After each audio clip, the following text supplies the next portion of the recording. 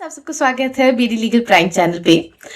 क्या 6 साल बाद भी कोई आपके खिलाफ में सिविल केस का दायर कर सकता है? और अगर 6 साल पुराना केस है तो क्या वो लिमिटेशन खत्म नहीं हो जाती उसकी, है ना? तीसरा सवाल, अगर बीच में कोई हम लीगल नोटिस भेज रहे होते हैं तो क्या वो लीगल नोटिस हमारा लिमिटेशन के पीरियड को फिर से बढ़ा देता है?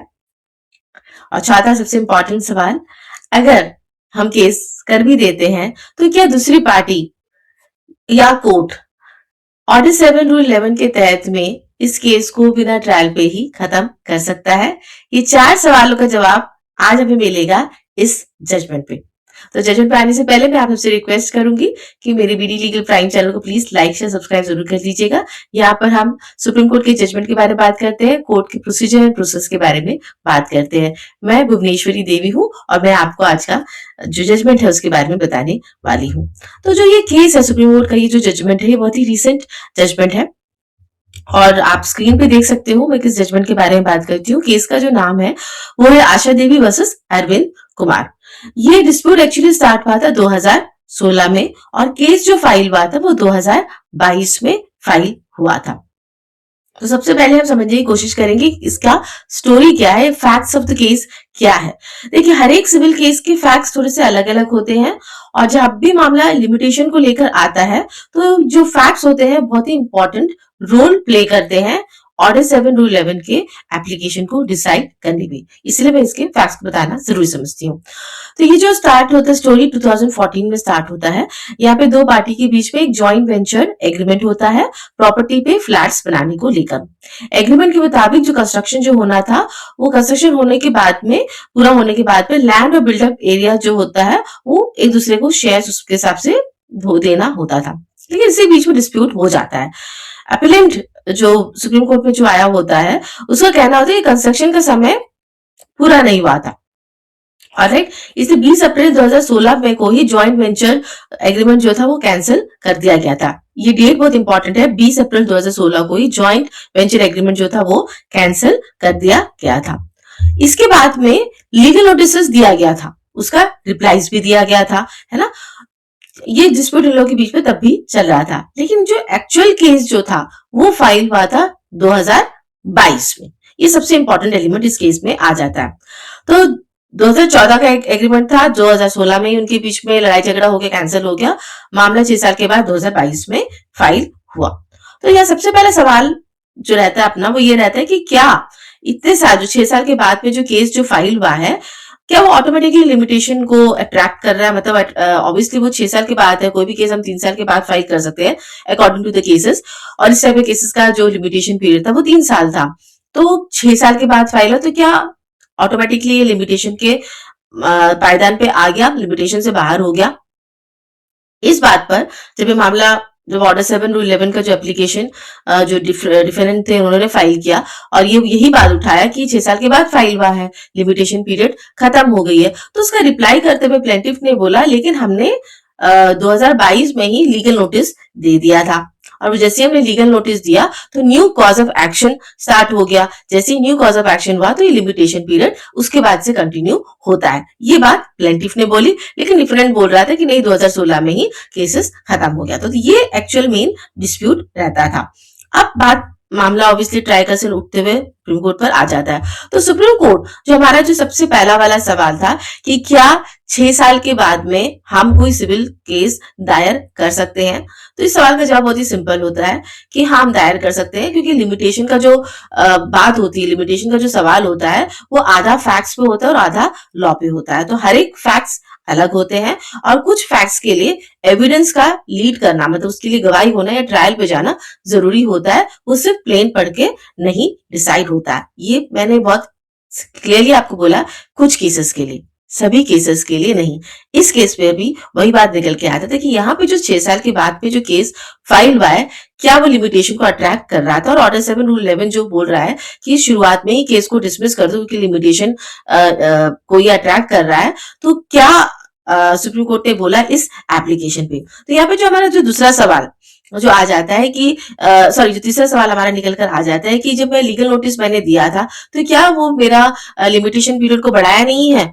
जो कॉज ऑफ एक्शन के हिसाब से तो वो बढ़ जाता है। इस पर सवाल का जवाब दे, क्योंकि सवाल पहला, दूसरा और तीसरा कहीं ना कहीं आपस में कनेक्टेड है। तो तीसरे सवाल का जवाब सुप्रीम कोर्ट ने कहा कि जब हम इनका प्लेन पढ़ते हैं, क्योंकि देखिए ऑर्डर 7 और 11 का एक बहुत ही स्ट्रॉन्ग प्रिंसिपल है कि प्लेन पढ़कर ही हमें वो एप्लीकेशन को डिसाइड करना है। तो यहाँ पे जब हम प्लेन पढ़ते हैं, खासकर पैराग्राफ 7 जब हम प्लेन का पढ़ते हैं, तो बोला गया था कि 2016 में लीगल नोटिस दिया गया था, उसका रिप्लाई भी दूसरा पार्टी जो था उसने दिया। उसके बाद में 2022 में दोबारा से एक पब्लिक नोटिस दिया जाता है लॉयर के द्वारा पे। तो लेकिन जो 2022 का, यही बात प्लेंटिव भी बोलता है कि 2022 में आपने दिया और हमारा ये cause of action fresh cause of action हुआ है। इस पे सुप्रीम कोर्ट ने कहा कि नहीं, ये आपका कोई फ्रेश कॉज ऑफ एक्शन नहीं होता है। क्यों? क्योंकि वो आपने अपने लिए दिया था, अपने हिसाब से दिया था। कॉज ऑफ एक्शन में दो पार्टी का होना जरूरी होता है। यहाँ पे जो पब्लिक नोटिस आपने जो इशू कर दिया था वो आपने खुद ही से इशू किया था, इसमें दूसरी पार्टी को कहा आपने इन्वॉल्व किया था। अब बात आ जाता है पहला और दूसरा सवाल पर, 6 साल के बाद और जो लिमिटेशन पीरियड पे। तो यहाँ पे सेक्शन ऑर्डर 7 और रूल 11 का एप्लीकेशन पे सुप्रीम कोर्ट ने कहा कि जब हम प्लेन को पढ़ते हैं और प्लेन के जब कॉज ऑफ एक्शन के पैराग्राफ पे जब आते हैं, तो यहाँ पे जो प्लेंटिफ है वो खुद ही एक्सेप्ट करता है, एक्सेप्ट करके ये बोलता है कि 2016 में ही आप जो था लीगल नोटिस देकर हमने वो जो एग्रीमेंट था उसको कैंसिल कर दिया गया था। मतलब वो खुद ही मानता है कि जो कॉज ऑफ एक्शन जो था वो 2016 में ही हो गया था। ये उसका एक तरह से एडमिशन है उसके खुद के प्लेन पे। तो जब उसने खुद अपना एडमिशन कर लिया है कि 2016 में ही कॉज ऑफ एक्शन खत्म हो गया था, तो ऑब्वियसली वो लिमिटेशन का जो क्वेश्चन जो रहता है, जहां पे बोला जाता है कि नहीं ये इसको ट्रायल में डिसाइड करना चाहिए, तो यहाँ पे ट्रायल में जाने की जरूरत ही नहीं हो रही है। क्यों? क्योंकि यहाँ पे एक तरह का उन्होंने खुद ही एडमिशन कर लिया है कि ये 6 साल पहले ही केस का जो लास्ट कॉज ऑफ एक्शन था वो हो चुका है। तो इस पे सुप्रीम कोर्ट ने कहा, जो हमारा आखिरी सवाल का जब निकल कर आता है, जो सबसे इंपॉर्टेंट लीगल पॉइंट यहाँ पे निकल के आ जाता है कि लिमिटेशन हमेशा फैक्ट्स एंड लॉ दोनों 50-50% पे रहता है। हर एक केस का फैक्ट्स अलग होते हैं, उस फैक्ट्स के बेसिस पे ही ऑर्डर 7 रूल 11 का जो एप्लीकेशन होता है वो डिसाइड होता है। मेरे इस चैनल पे मैंने एक प्लेलिस्ट भी बना के रखा है लिमिटेशन को लेकर, जो ऑर्डर 7 रूल 11 के एप्लीकेशंस को लेकर ही बहुत सारे जजमेंट्स हैं जो फेवरेबल जजमेंट्स है। ये जजमेंट फेवर में नहीं है, बहुत सारे जजमेंट जो फेवर है जो आप देख सकते हो प्लेलिस्ट में जाकर, जो मैंने लगा दिया और लास्ट में भी मैं लगा देती हूँ उसका ये। तो यहाँ पे सुप्रीम कोर्ट ने बहुत क्लियरली बोल दिया इस केस में कि क्योंकि इनका खुद का एडमिशन है कि केस जो था वो 2016 मतलब लास्ट कॉज ऑफ एक्शन जो था वो 2016 में ही खत्म हो चुका है। तो ऑब्वियसली ये लिमिटेशन पीरियड को अट्रैक्ट कर लेता है। इस वजह से ऑर्डर 7 रूल 11 का जो चीजें हैं जिसमें जो इंपॉर्टेंट एलिमेंट है कि विद इन टाइमलाइन फाइल करना चाहिए, उसको ये अट्रैक्ट कर रहा है और इस वजह से ये सूट को डिसमिस कर देना चाहिए, क्योंकि ये टाइमलाइन के अंदर पे इसको फाइल नहीं किया गया है। तो एक जजमेंट जो है जो ऑर्डर 7 रूल 11 को लेकर, अधिकतर जब हम लिमिटेशन के जजमेंट जो हम देखते हैं वो हमेशा ऑर्डर 7 रूल 11 के अगेंस्ट में जाता हुआ हमें मिलता था, लेकिन ये वन ऑफ दोस जजमेंट है जो ऑर्डर 7 रूल 11 के फेवर पे गया है, क्योंकि इसके फैक्ट्स भी कुछ उस हिसाब से रह गए हैं। तो अगर हम अपना ये देखें तो 6 साल के बाद जो सिविल केस अगर हम फाइल कर सकते हैं, तो इसका सवाल का जवाब मैं जरूर बोलूं कि बिल्कुल आप फाइल कर सकते हो, लेकिन ये मेरा मानना है आप बिल्कुल फाइल कर सकते हो, लेकिन वो आपके फैक्ट्स ऑफ द केस पे मैटर करेगा कि आपका लिमिटेशन कॉज ऑफ एक्शंस वगैरह आपका कब का पड़ता है कब का नहीं पड़ता है। एक खाली हम जो लास्ट कॉज ऑफ एक्शन हम गिनती करते हैं, लेकिन वो लास्ट कॉज ऑफ एक्शन किसे माना जाएगा कि हर एक केस का अलग होता है।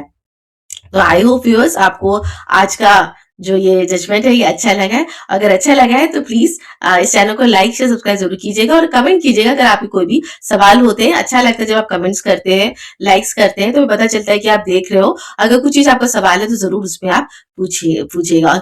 और जो लिमिटेशन का जो ये है, मैंने जो प्लेलिस्ट बना के रखा है जिसमें आपको बहुत सारे जजमेंट्स मिल जाएंगे, मेरे ख्याल से 20-25 से ज्यादा ही जजमेंट आपको मिल जाएंगे जो अपने केस के लिए आप यूज कर सकते हो। तो इसी के साथ इस वीडियो को मैं खत्म करती हूँ।